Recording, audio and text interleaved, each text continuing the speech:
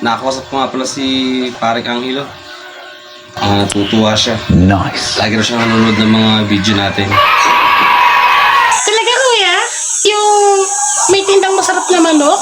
Wow. Na may asawang maganda, na may tinda ring sinaing na tulingan, tsaka gulay. Sa may harap ng Williams Catering, everything. Napaka-active ang salita. So, yan yung ulam natin kuya ngayon. Bili mo ko ng manok, Hindi. sinaing tulingan. Wow. Hindi rin.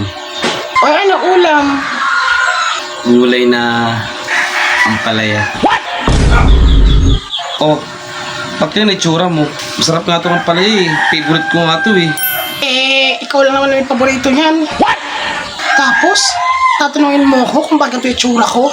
O mga iyang purgain sa ampalaya, hindi magkaganto itsura. Kaya siguro, hindi na ako gumanda. Lagi nang ibig. Ay.